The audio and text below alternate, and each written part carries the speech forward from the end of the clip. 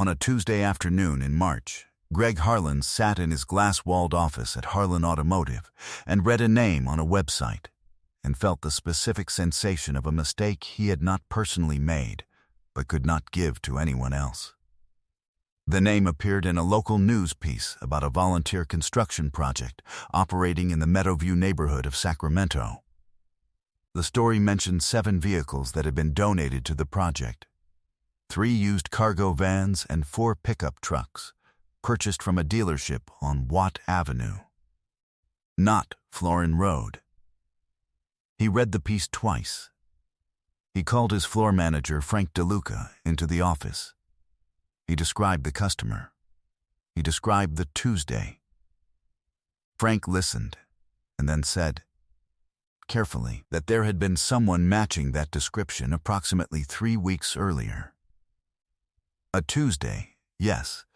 The man had asked about the used cargo vans listed on the site. He had not appeared to be a serious buyer. He had left after a brief conversation. Greg asked Frank what he had said to the customer. Frank told him. Greg listened and understood, very clearly, that Frank had done exactly what 31 years of Greg's own culture had trained him to do. He sent Frank back to the floor. He sat at his desk for a long time. Through the glass wall of his office, he could see the showroom, the vehicles arranged by price point, the salespeople moving between them, the particular order he had spent 3 decades building. He had been proud of that order. He was sitting in it now and not feeling proud. Harlan Automotive has been on Florin Road in South Sacramento since 1993. Greg Harlan bought it at 25 from a regional chain that was consolidating, using a loan his mother had helped structure and every dollar he could pull from 3 years of savings. He opened with 31 vehicles, 4 salespeople, and a philosophy he had inherited from watching his father's operation and resolving to run the opposite of it. The dealership now carries 220 vehicles across 3 lots. It has been the top volume independent in the region for 7 of the last 10 years. It employs 31 people. There is a framed photograph behind Greg's desk of the first car sold in 1993. A 1988 Honda Accord, burgundy, 112,000 miles, sold to a woman named Patricia Chen for $4,400. Greg remembers her name because he wrote everything down in those years. The sales floor culture had developed the way cultures develop, not by declaration, but by accumulation. Greg had never written down the rule about reading customers by appearance. He had demonstrated it, and Frank had absorbed it, and Frank had taught it to the salespeople under him, and the salespeople had practiced it until it was instinct. You scanned from the door. You made your assessment. You deployed your time accordingly. This was called efficiency. This was called knowing the customer. This was called, in the Friday morning sales meetings, not leaving money on the table. What it was, in fact, was a 31-year habit of deciding who mattered before they had said a word. Greg Harlan had grown up watching his father run a used car lot called Carl's Automotive on Stockton Boulevard, about 3 miles from where Harlan Automotive now stood. Carl Harlan was a generous man with a poor memory for the ways that generosity could be exploited. He extended financing to buyers with unstable income because they needed the car, and he believed they would pay. He gave deals that didn't pencil out because the customer had a hard story and he trusted the story. He let the lot's operation run on goodwill and handshakes in an industry that required documentation, and by the time Greg was 18, the lot was running on debt. And by the time Greg was 22, his father had closed it and was working as a driver for a courier company. Carl Harlan was not a stupid man. He was a trusting one. And Greg had watched what trust cost, tallied into a ledger that closed with a 0 balance, and a father who drove other people's packages until he was 68. The lesson Greg took from this was direct. You read the situation before you committed to it. You did not invest effort in people who were not positioned to buy. You did not let sentiment override the math. He had built Harlan Automotive on this lesson. He had built it well. The lesson had made him successful, and it had made him, without his quite knowing it, something else as well. He had not thought about his father's lot in some years. He was thinking about it now. Frank DeLuca had been with Greg for 19 years. He was 47, efficient, loyal, and had absorbed Greg's approach to the sales floor so thoroughly that he ran it the same way in Greg's absence as in his presence. This was the quality Greg had valued in Frank most. He was valuing it differently this afternoon. On the second Tuesday in March, a man in a gray jacket and worn jeans and boots that had been on some miles had come through the front entrance of Harlan Automotive at 11 in the morning. He was alone. He had not made an appointment. He had gone to the front desk and asked if they had the 2 used cargo vans listed on the website. The desk had sent him to Frank. Frank had taken one look and made his assessment. The man was wearing a jacket that cost nothing. He had no companion who signaled purchasing authority.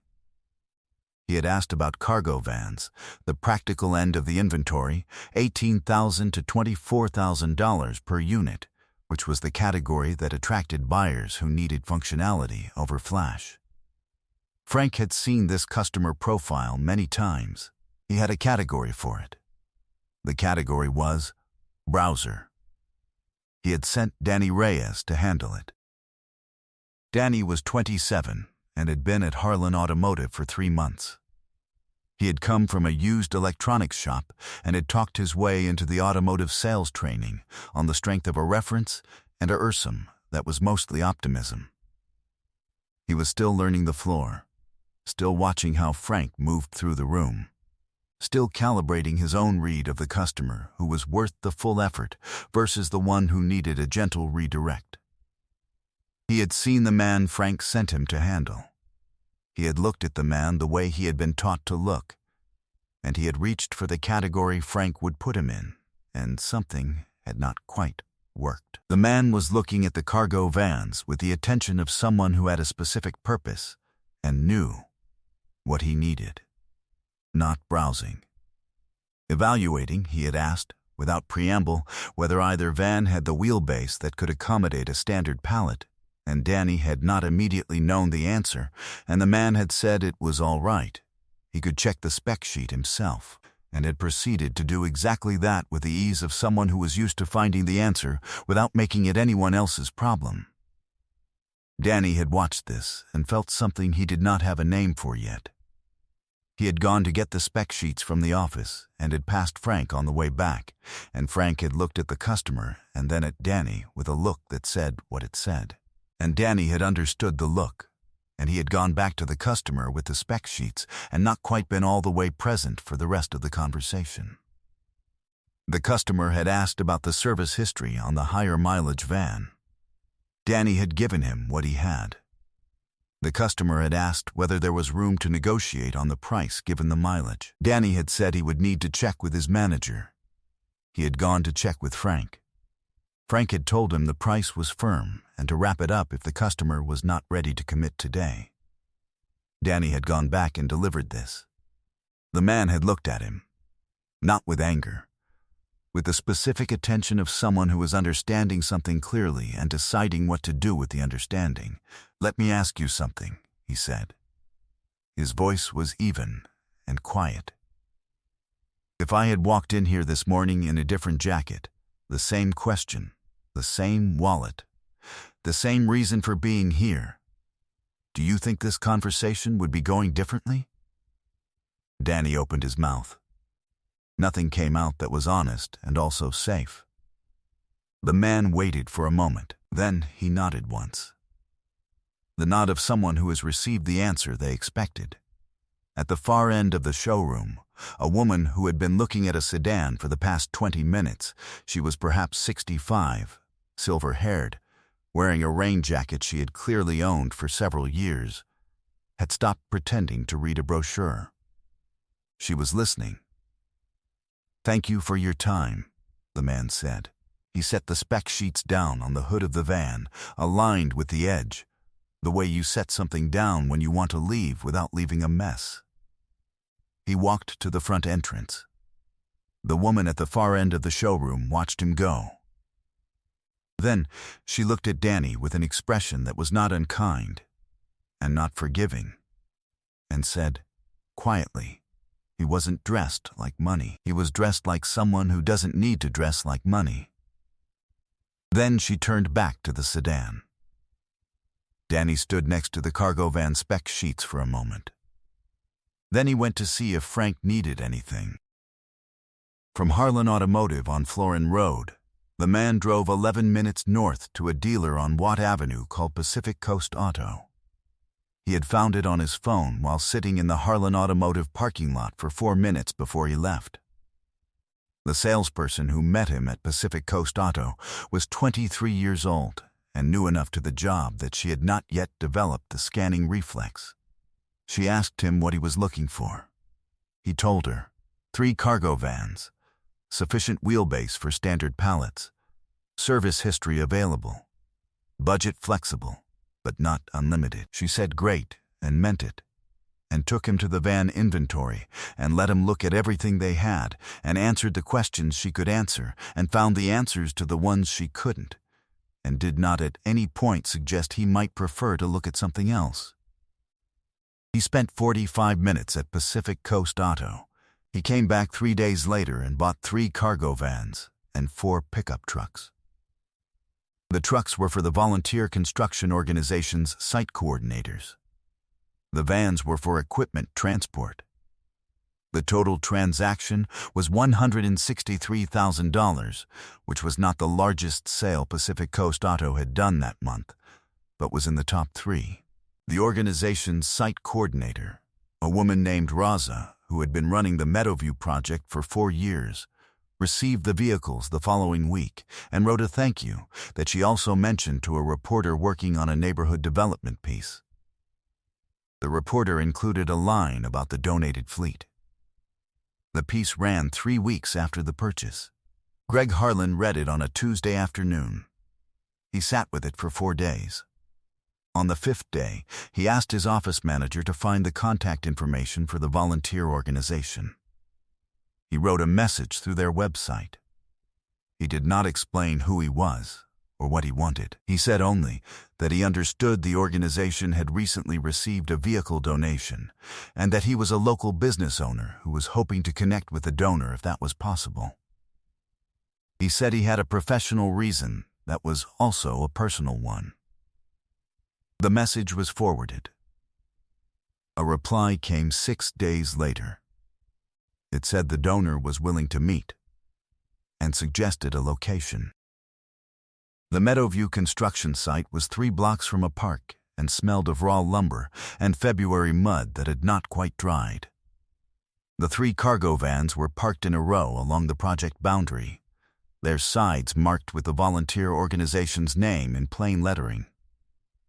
2 of them had their rear doors open and were being unloaded by a team in work jackets, the same rhythm of people who had done this enough times to have a system. Greg had arrived 8 minutes early. He stood near the vans and looked at them in the way of someone looking at what might have been his. He heard footsteps on the gravel behind him.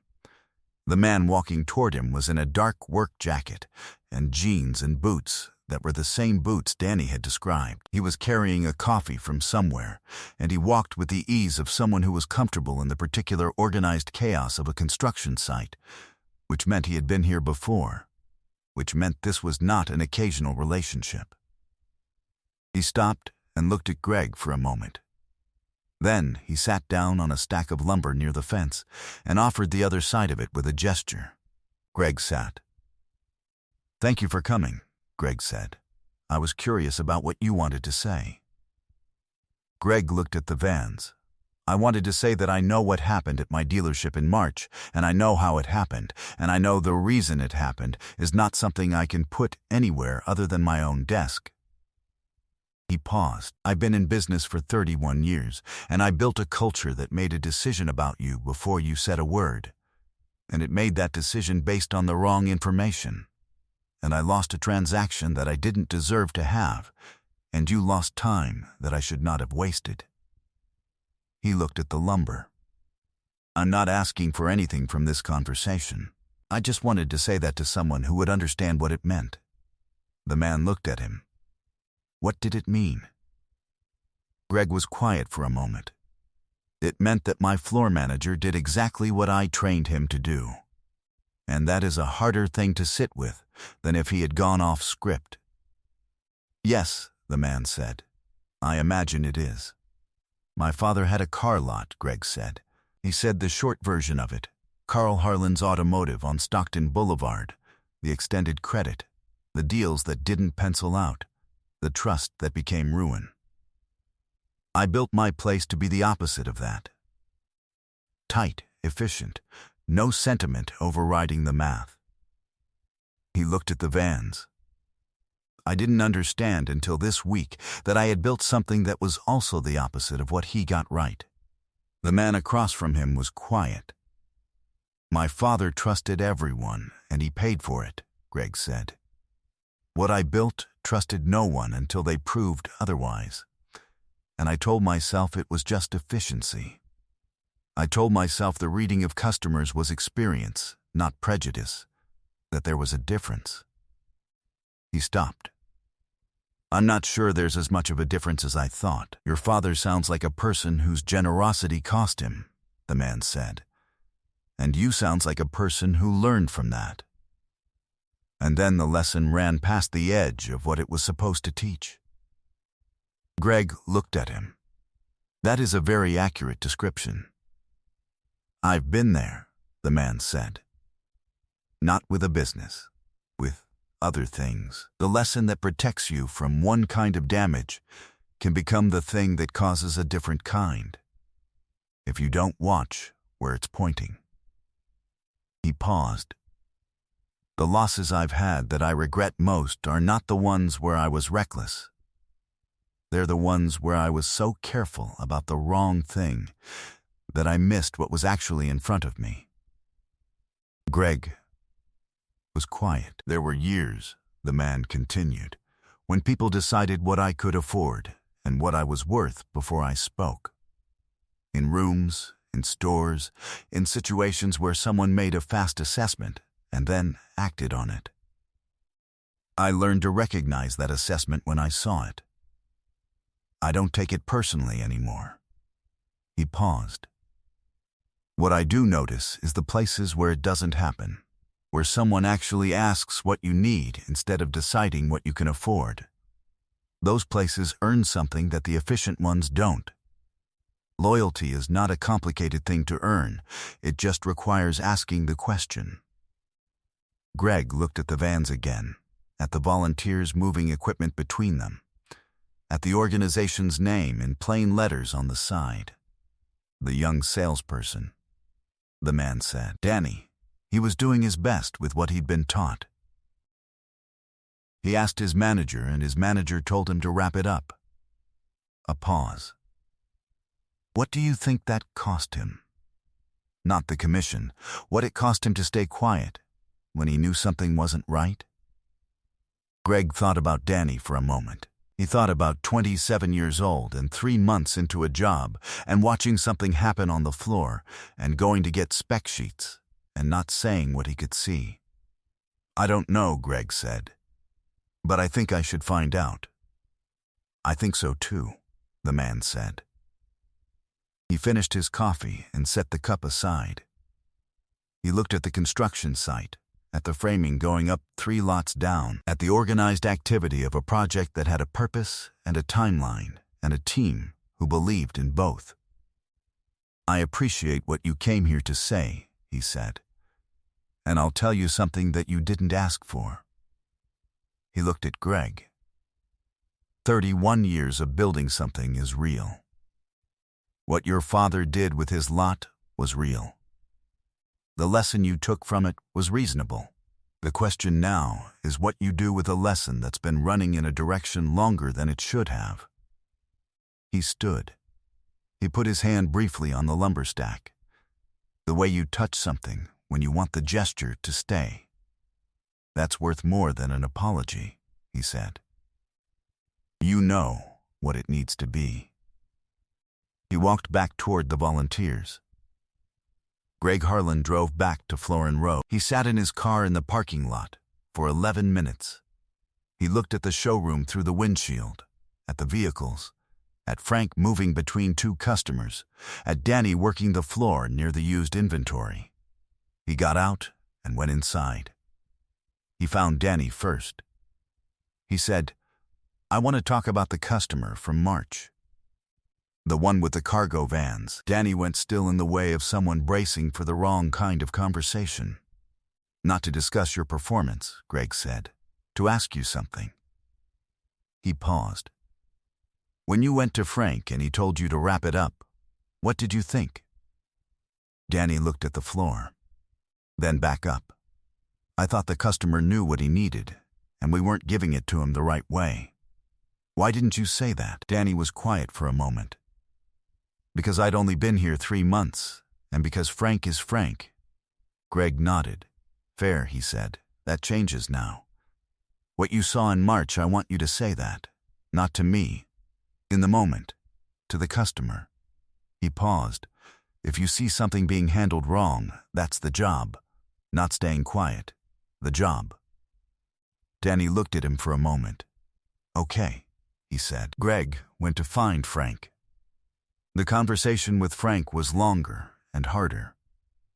Frank had done nothing he hadn't been taught to do, which was both the problem and the protection, and navigating between them required the kind of honesty that Greg had been getting better at over the past 2 weeks. He did not fire Frank.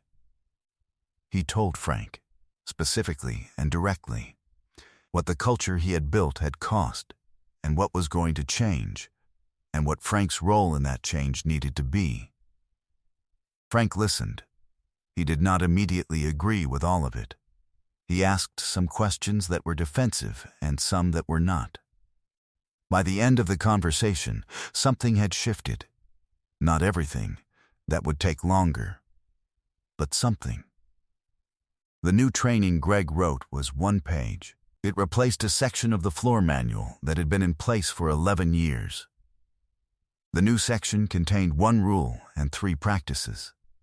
The rule was stated plainly at the top. Every person who walks through the front door is a potential buyer. You don't know what they're looking for until you ask. The first practice was a question. It was required at the start of every customer interaction, and it was not about qualification. It was, "What are you looking for today?" Greg had been in business for 31 years. He had never put that question at the front before. He had been putting the assessment there instead. Harlan Automotive's sales numbers did not immediately change. The culture shift was gradual, uneven, and produced some friction from salespeople who had spent years working the old way and now had to unlearn it. 2 of the longer-tenured floor staff left over the following year, not fired, departed of their own accord, and the people who replaced them were trained from the first day on the new practices. Danny Reyes became the floor's informal example of the new approach. Not because he had done anything right in March, he had stayed quiet in March. And he knew it. And he carried it. But because the thing he had almost done and hadn't had become the thing he did after that, consistently, every time a version of that situation arrived. He asked the question. He listened to the answer. He found out what people were looking for instead of deciding what they could afford. And when his manager told him to wrap something up that he did not think was ready to wrap up, he said so. He became floor manager at 29. By 32, he was running the used inventory division with 3 salespeople under him. The thing he told every one of them on their first day was not from the training manual. It was from a Tuesday in March when he had stayed quiet and known he shouldn't. "The first thing you say to every customer is a question," he told them. "Not a qualifier. A question. You don't know what's in their pocket, or what's in their life, or what they drove here to find. You find out by asking. That's the whole job." He said it the way you say something when the lesson arrived with a cost. Greg Harlan called Pacific Coast Auto's general manager in April, about a month after the meeting at the construction site. Not to discuss business. He said he had heard good things about how their floor ran and wanted to understand it better. The conversation lasted 30 minutes and was, Greg later said, more useful than anything in the 3 sales training programs he had paid for in the previous decade. He and the Pacific Coast manager met twice more over the following year, not as competitors, as people in the same industry working on the same problem from different angles. Greg brought what he knew about operational efficiency. The Pacific Coast manager brought what she knew about customer culture. Neither of them mentioned the transaction that had started it. The framed photograph behind Greg's desk, the 1988 Accord, Patricia Chen, $4,400, was still there. He had always kept it as a reminder of where he started. He kept it now as a reminder of something else as well, that the beginning of the thing had been asking someone what they needed and actually providing it, and that somewhere in 31 years he had allowed the providing to get complicated by the assessing, and that Patricia Chen had not needed to be assessed. She had needed a car. She had told him what she needed. He had listened. The Meadowview construction project in Sacramento was completed 18 months after the donated vehicles arrived. 47 homes were built or rehabilitated. The 3 cargo vans were donated to a second project in the Oak Park neighborhood the following spring. Greg Harlan read about that project in a neighborhood newsletter that his office manager had started forwarding to him after the March conversation. He kept the newsletters in a folder on his desk. He read them when they arrived. Years later, a business school student studying regional automotive markets in the Sacramento area interviewed Greg for a paper on sales culture shifts in independent dealerships. Greg talked about the training revision, the practices change, the slow recalibration of a floor that had been running one way for 3 decades. The student asked what had prompted it. Greg said, "A conversation with someone who asked the right question." The student asked what the question was. Greg thought about lumber stacked in a construction yard, about 3 cargo vans with their doors open, about a man who had walked away from a dealership in March because someone decided to assess rather than ask. "He asked me what my father got right," Greg said, "that I had built something that was the opposite of my father's failures. He asked me if I had also built something that was the opposite of what my father got right." He paused. "I had not thought about it that way. I have thought about it most days since. I keep coming back to the assumption, not the consequence of it, the 7 vehicles, the lost transaction, the conversation at a construction site in February. The assumption itself. What it is to look at a person and decide in 3 seconds what they can afford and what they deserve and what quality of attention they have earned. I've done it. I think most of us have, not in a car dealership necessarily, in a waiting room, on a subway, at a party, across a table where someone sat down and we had already decided before they spoke. The brain moves fast in these directions. It has been told, by years of experience and by the particular experiences that formed us, what signals map to what outcomes, and it runs that mapping at a speed that feels like intuition. What Greg Harlan built was a professional version of this. He built a sales floor that ran the mapping efficiently and at scale. And he built it from something real, from the ledger of what his father's trust had cost, from the lesson that survived Carl Harlan's automotive on Stockton Boulevard, when the lot itself did not. What I find myself thinking about is the question Greg should have been asking for 31 years, which was the same question his best salespeople asked on their best days without being told to. What are you looking for today? 5 words. Not a qualifier. Not an assessment. An actual opening of a conversation. An acknowledgement that the person standing in front of you knows something you don't know yet, and that knowing it is worth 30 seconds of genuine attention. It is not a complicated question.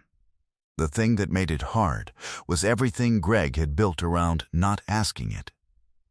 The scanning, the categorizing, the efficiency of deciding instead of asking. Strip all of that away, and there is just a person, and another person, and a question that takes 5 seconds to ask, and 30 years of assumption to make unnecessary. I think about Danny, 27 years old, holding spec sheets next to a cargo van, opening his mouth and finding nothing honest and safe available. I think about what that felt like to swallow. I think about who he became after that, which was someone who did not swallow it again. The lesson is not that wealthy people don't always look the part. The lesson is that you cannot know the part a person is playing in their own life until you ask them to tell you. And if you spend 31 years not asking, you will spend 31 years answering a question that nobody put to you and calling the answer experience. This story is fictional, inspired by Keanu Reeves' well-known reputation for moving through the world without performing his own significance. Drop a comment, not about what you thought of the story, but about a time someone decided what you were before asking, or a time you made that decision about someone else and found out you were wrong. Both of those belong here. If someone needs this today, send it to them. Subscribe for more stories like this one. See you in the next one.